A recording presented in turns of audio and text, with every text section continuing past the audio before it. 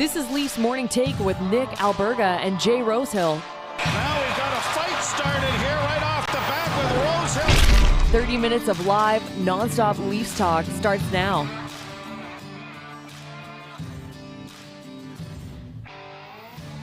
Hey, what's happening? I was wearing shorts last week. Now today it's snowing in downtown Toronto, but can we complain? It means winter is here and maybe a long season ahead for your Toronto Maple Leafs. It's the Hump Day edition of Leafs Morning Take.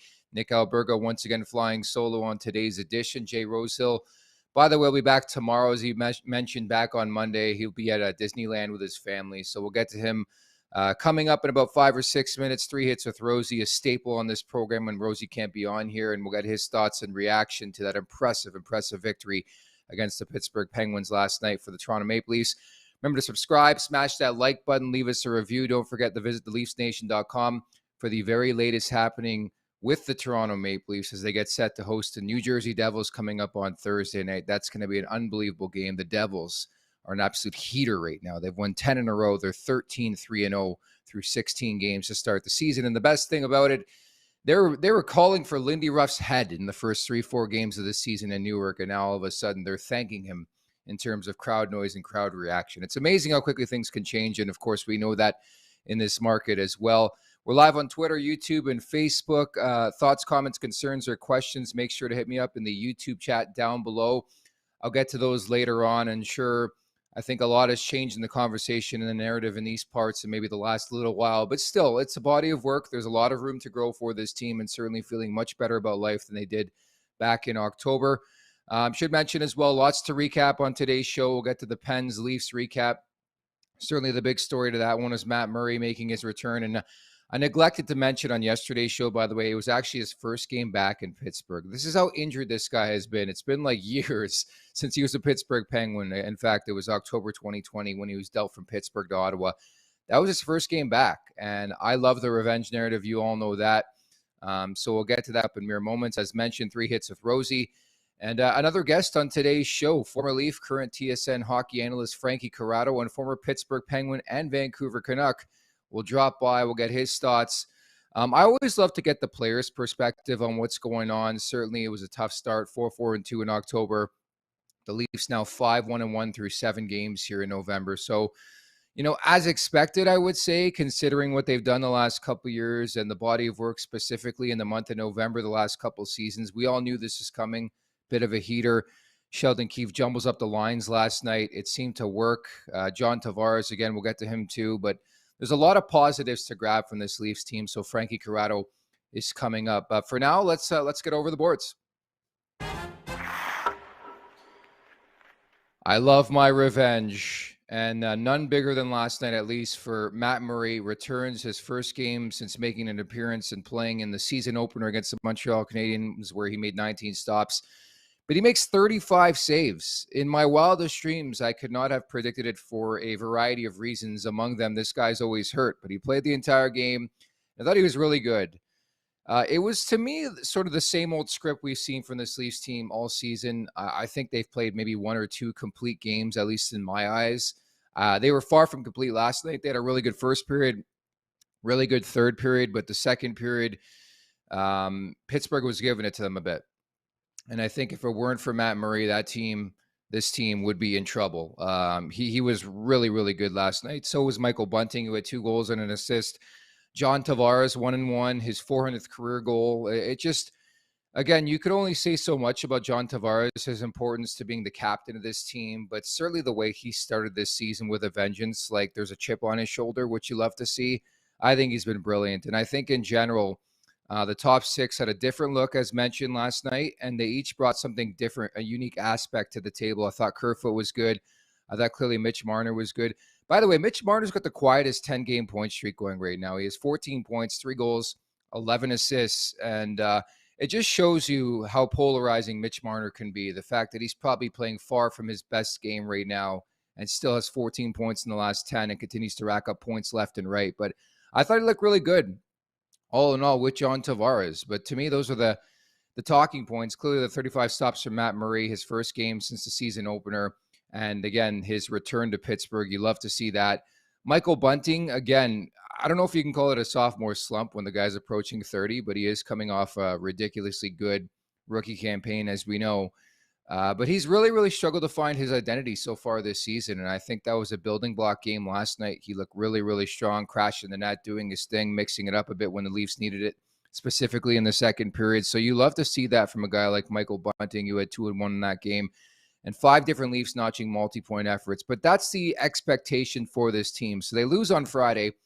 And I talked about it after the game on Friday, how it wasn't like they were playing Patrick Waugh or Marc-Andre Fleury. It was Casey DeSmith, who has primarily been a backup.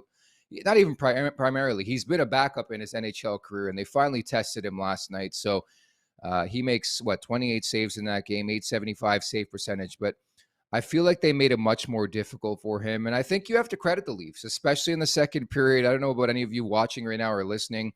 I was like, here we fucking go again, right? They were up 3-0, early on in the second, and here comes Pittsburgh back the other way. I'm not even going to touch on the Rasmus Sandin giveaway again, because that's been a story throughout the early season for this team. And it's not just Sandin, but again, he has been the victim of heinous giveaways now and again throughout the early start to this season. But I'm going to cut them some slack. They won the game 5-2. That's all that matters. But for more on this one, as reference off the top, Jay Rosehill, 3 hits with Rosie. Let's get to it, baby. Hey guys, big night for the Maple Leafs. 5-2 win against the Pittsburgh Penguins. Huge redemption game. Loved what happened. Not much wrong with that at all, if you ask me. I'm going to go through my 3 points from earlier on and see how these Leafs got it done and see what they stacked up to some of these 3 hits that I thought were important to the game. Number 1, did they show up and play pissed off? Like I said, it was a redemption game from Friday. They just played the Penguins and lost to them at home. They wanted to come out and establish dominance early on, 3-0 lead. I think that says all you need to know. They came out, they dictated the game, they started with the lead. They did not relinquish it. They just continued to build on it. That's as good as you can ask for on the road especially.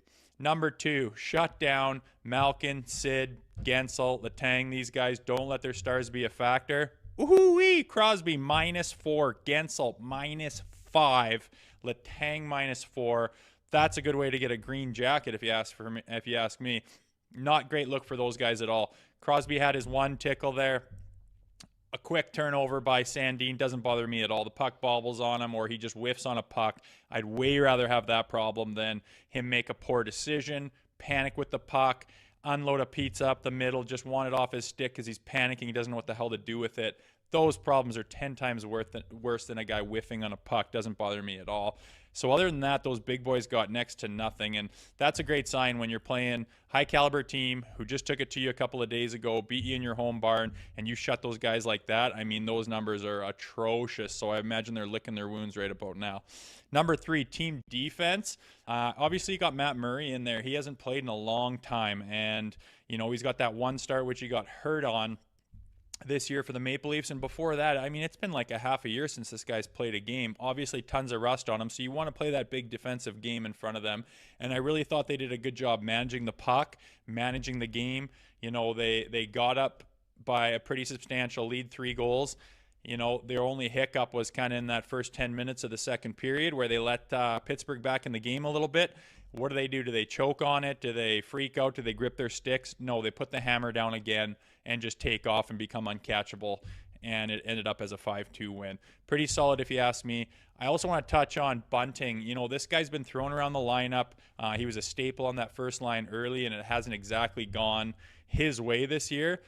Has he folded? Has he pouted? Has he gone into a shell? None of those things. He's done everything he's been asked of. He's played on every different line you could ask for, including the 4th line, somewhere he's not really used to lately.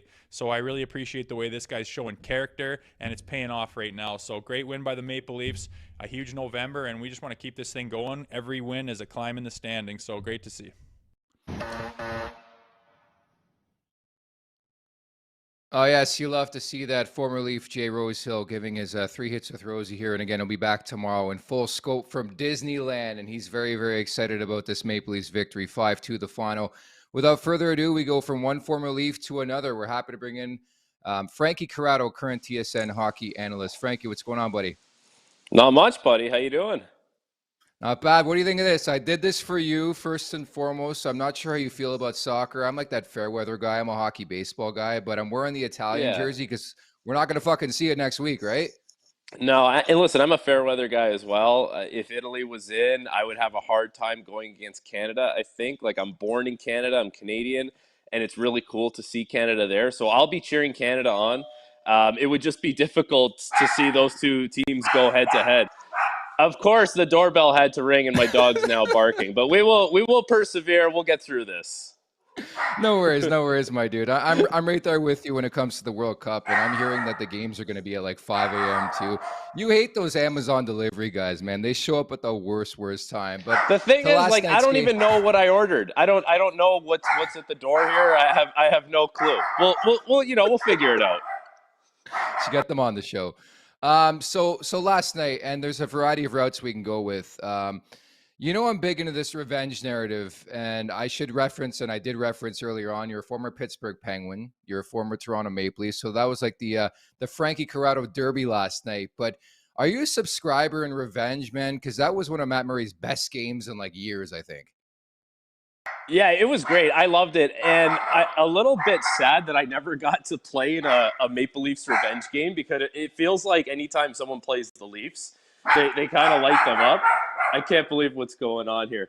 Anyways, but I thought it was fantastic. I thought he did a great job. And, just the fact that he was able to get through the game, and we'll see how he feels going forward here. But he was so competitive in the game, and that's what kind of stuck out to me. It's the fact that, you're playing your old team, you're going to an old building that you're familiar with for a number of different reasons, and then you found a way to, make some big saves from point blank range, and it was a really good sign, the fact that he was able to get through that. And there's a lot of pressure on a guy in that situation, especially when you talk about the revenge and all that kind of stuff factoring in. So very encouraging from Matt Murray.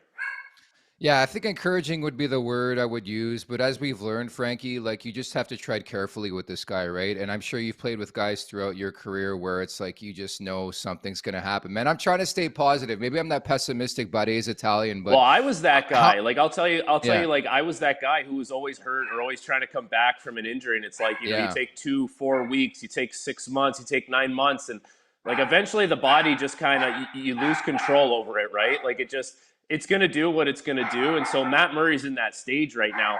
But I will say this, like, no player wants to be on the shelf. No one wants to be hurt. Like, everyone wants to be out there competing, and Matt Murray's no different. Like, he's a highly competitive guy. He's won 2 Stanley Cups. So, like, this is not a guy who wants to be on the sideline right now. It's just, again, it's tough for me because I don't know if you would agree, but like for me, I think it's like an 82 game preparation, if you will, for the Stanley Cup playoffs. I think many are in agreement this team's going to make it, but to put my faith, and for Kyle Dubas to put his faith, and certainly a guy he knew, it's just tough for me to swallow, man. Like, just given the history, given the fact that he played one game, then gets hurt. Like, I don't know what to expect, and that scares me because, again, there's Stanley Cup aspirations with this team, right? Yeah, and it's interesting because when you looked at the goalie market in the summer, it's like, where you're not going to spend money on Darcy Kempfer. You made a decision that you weren't going to bring Jack Campbell back. So it's a little bit of outside of the box thinking, which Kyle Dubas has done, his whole time here as a Toronto Maple Leaf. So I know, like, the injury history doesn't necessarily make it feel like it's a warm and fuzzy situation. But if you feel like you have the staff that can make, Matt Murray healthy, or at least find ways to get him healthy at the right time. Like, we always talk about the playoffs, right? And if Matt Murray's playing well at the right time in the playoffs and he's healthy, maybe that's something that puts you over the edge. I like the fact that they did essentially hedge their bets on 2 guys, with something to prove. And I've been saying this for a little while now when it comes to Matt Murray. He was in a situation in Pittsburgh with a team that has championship aspirations. He goes to Ottawa for a lot of money. And you're essentially going there saying, I'm going to make a lot of money, but I'm going to get caved in every single night. And your purpose as a player, it's very different when it comes to that. So now he comes into a situation in Toronto where really priority number 1 is stay healthy. And priority number 2 is going to be like, you're going to have a team in front of you that can win games despite your performance, right? And that's not saying Matt Murray's going to not perform. He's a very good goaltender when he's healthy and playing well. So that just tells me that, like, this guy, he's able to find some purpose here. And if he can do that and stay healthy, like, he's going to give them a very good chance, as we saw last night.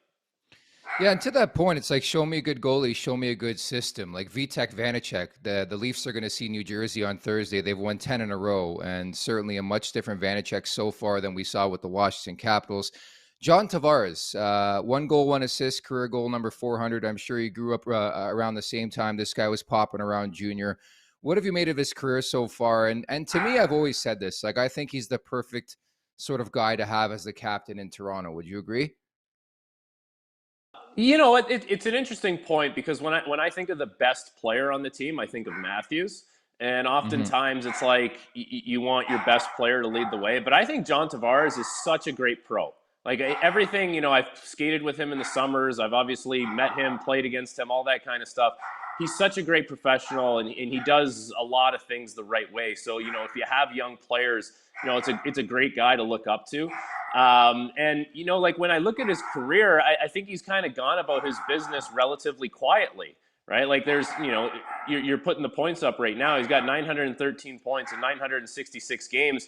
And we always like to talk about Crosby, McDavid, Kucherov, like all these kind of guys being in the top 5 in the league. But, you know, it seems like Tavares doesn't really get that kind of status, even when he was playing for the Islanders. So, listen, for him to score his 400th goal last night, it's a great achievement. He goes about things the right way. He's a great leader for this team. And, you know, despite the contract, which is, you know, what a lot of people get hung up on, he's come to this team and he's provided. Like, he's done his share. And whether you think it's 11 million's worth, that may be a little rich, but that was the cost to get him at the time. And so you made an organizational decision there. And but you know what, to say that he hasn't held up his end of the bargain would be wrong. He's been a good pro, and he's done well here in Toronto. Yeah, I think he's been exceptional, not just on the ice, but off the ice. And again, it just nothing seems to phase the guy. And I think, especially, as you know, in this market, you need a guy like that. And I think he's a perfect shill for guys like Matthews and Marner and Nylander. Rasmus Sandin, I want to get to something you're familiar with, and that's the back end and playing the blue line, especially here in Toronto. Is this is Sandin a victim of, a classic victim of another guy, or an example of another guy who should have maybe utilized his full time in camp, because he comes midway through? He's just been chasing it all year, I felt. It's tough. I've done that a couple times during the season, just because of injuries. So I've had to join a team in November, I've had to join a team in October, and it is tough. And I think the earlier you get to camp, you have a good summer at home, but you get to camp, you kind of get acclimated with things. Like, you just pulled up my minus 24. That's very distracting to see. Oh man, it's tough for me to talk about defensemen when I was a career minus 24. But I will say the reason why I was always playing was because teams were pretty depleted with injury issues. So that's why I had to eat a lot of minuses. That's my excuse there. But, I like it. For Rasmus Sandin, like, he plays a relatively busy kind of game, obviously, like really good puck mover, not afraid to hold on to that puck the extra second from time to time. And every once in a while, like, you'll make a pretty glaring mistake when you play that way. And I think for the most part this season, his game has been a little quieter than it usually is. And I didn't mind that. Like, I don't mind seeing that.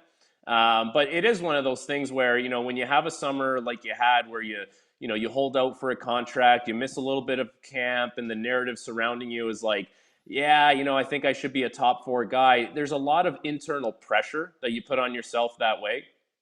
And a lot of times guys play their best hockey when it's like, it's free flowing. There's no pressure. You kind of have a nothing to lose situation. And as a younger player, that's what it felt like for Rasmus Sandin. He just kind of came up, he did his thing, he did the head fakes, and he's really, really effective player. So for him now, it's how do you manage that pressure, and how do you kind of take it off yourself, right? Like, get back to that mindset where you were just this young, naive kid in the league, slinging really nice passes up the middle of the ice, a lot of poise on the blue line, poise behind your net. So I think it's in there for him. It's a little bit mental, but he can definitely find it, is what I'm trying to say.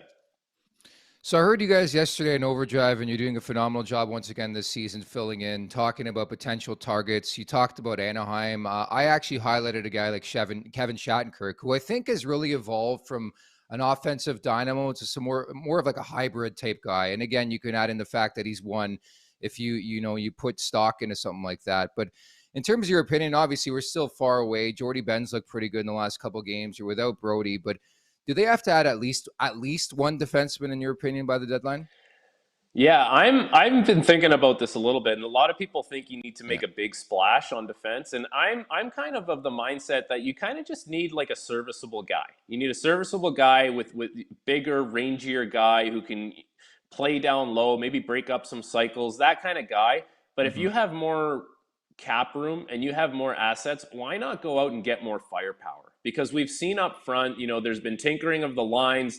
Alex Kerfoot's playing in the top six. He's a good player, but I would prefer to see him lower in the lineup. Like, I just think if you've kind of built this team based on offense and firepower, and you've come such a long way as far as developing the defensive side of the puck with this group, why not go out and just go all out with offense and find a guy who can play in that top six? And he's not a guy that you're going to have to drop into your bottom six because he's not producing. Like, I think internally, we would have thought Nick Robertson would have been that solution at some point, but it hasn't come to fruition. And he's a young player. It's not fair to put that burden on his shoulders. He should be on his own kind of timeline, not anyone else's timeline. So, I think if you have money, if you have assets, there's two things. Like, you hope your goalies stay healthy so you don't have to make a move there. You go and get a serviceable D-man because eventually TJ Brody's going to be back, and you hope that Sandin and Liljegren keep taking the next step as young players. Then you go out and you find a top six forward, and you say we're gonna outpower teams because we have such a great core up front already. Our team defense is much better under Sheldon Keefe, so why not go out and add more firepower? Yeah, ultimately, I think you look around the league and you try to figure out some guys, namely the Anaheim Ducks, could make some sense certainly there. But I'll tie this into a question we have from Gabe here on the YouTube chat about trying to fit Nick Robertson back into the lineup, and I'll go further to that. Would you use Nick Robertson as a chip to potentially get said guy? Yeah, perhaps. I wouldn't have an issue with that. And we can't get married to prospects too much. I Agreed. think organizations, fans, we really do that, but because it sucks. It sucks when you move on from a prospect and they go blossom somewhere else. I think you have to have a good feel for that as an organization.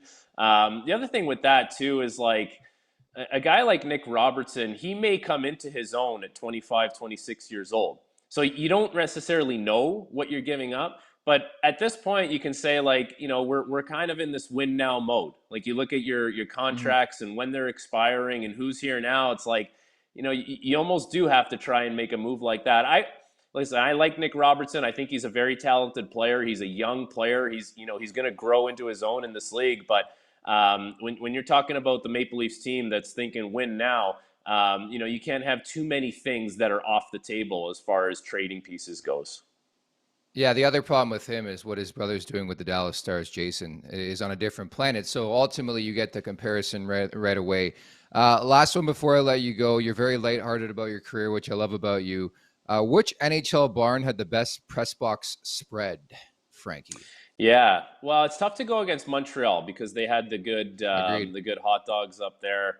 And it seemed like there was just like no limit on them. Washington was an undercover one. They had like this whole candy spread, which is not great for the health, but it was pretty delicious. And Toronto's pretty good. Like, I would kind of mosey my way over there, grab a slice every once in a while or some popcorn. But it got to the point, I'll be honest with you, where I was just kind of like hanging around in the bowels of the stadium, like watching on a random TV somewhere in like my shorts and t-shirt because I was just sick of going up to the press box. So I would always like scavenge some stuff down below or up top. And it's tough to beat Montreal though. Yeah, I agree. As you know, I am from Montreal. The hot dog steam egg can't be beaten. And it's sort of funny, too, even working with Gord Stellick a couple of years ago, doing the pre-intermission and post on the radio. It's funny, you just walk around with the players in the press box. Like, routinely, every game, I'd be making a tea or a coffee right beside Ilya Mikheyev. You know, when he had the laceration on his forearm? Yeah. Like, every game, I would just bump into this guy and, like, shoot the shit randomly. Like, it's just, like, because it becomes a routine.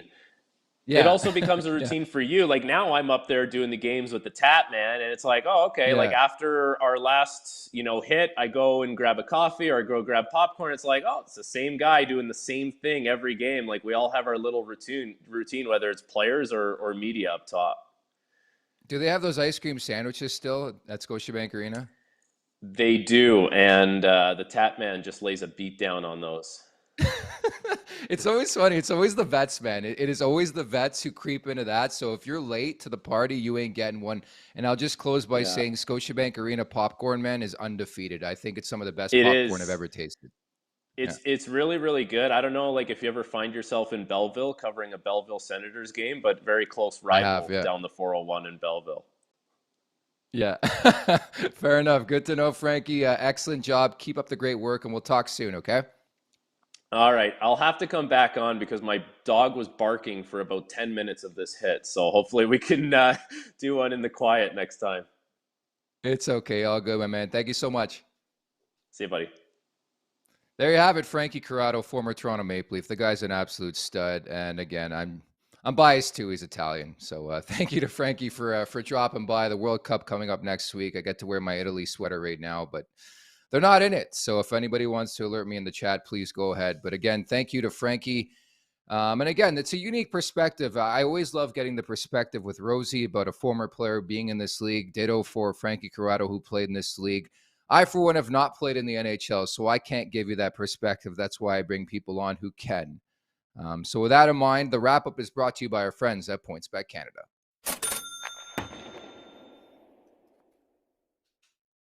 Two for two on the week. Let's try to make it 3 for 3. For tonight's look, I'm going to Ottawa, the nation's capital. The Buffalo Sabres in town on the back-to-back. Another shot prop. Surprise, surprise. Timothy Stützle. Over 2.5 shots on goal at plus money. You're looking at around plus 100 in the value there. He's cleared in 5 of the last 6 of that number. He's centering Brady Tkachuk and Claude Giroux. And as mentioned, the Buffalo Sabres on the back-to-back. So I wonder if fatigue could be setting in. Another big one for Ottawa. You have to think DJ Smith could be on the hot seat. So I'm looking for Tim Stützle, especially with no Thomas Chabot in the lineup, especially on the power play to shoot that puck. Let's see it tonight, Stützle. There you have it. It's blinking on your screen right there. So that's going to do it. That's going to wrap for this hump day, this Wednesday edition of the show. Again, can't wait for tomorrow. Lots lined up. The New Jersey Devils in town. The Devils won 10 games in a row visiting the Maple Leafs. In general, both those teams humming along right now, so can't wait for that one. I mentioned Vitek Vanacek's been on fire. Matt Murray. And it's, again, you get lost in the shuffle because of how long this year has truly been through almost a 20-game mark. Matt Murray will make his regular season home debut as expected, I should say, coming up tomorrow night. Nothing confirmed just yet, but yeah, like that's how long this guy's been out.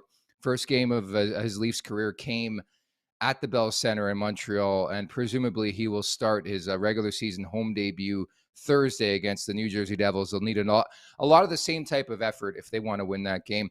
Should mention as well, coming up tomorrow, our guests are all big. Frankie Corrado's a stud. Obviously, yesterday was big with Barry Trotz. Edge, WWE's Edge. If you're a wrestling fan, you'll want to tune in tomorrow. Adam Copeland, yes, Edge will be dropping by. Big-time Leafs fan. Of course, you've seen him around the ranks on TV, WWE, in the wrestling world for a long, long period of time. We're going to talk some Maple Leafs, and Jay Rosehill is going to be back tomorrow. So Edge coming up tomorrow. You do not want to miss that episode. For now, I'm going to bid you farewell. Once again, many thanks to Frankie Corrado for dropping by. The Leafs feeling good about life here in November. Take care.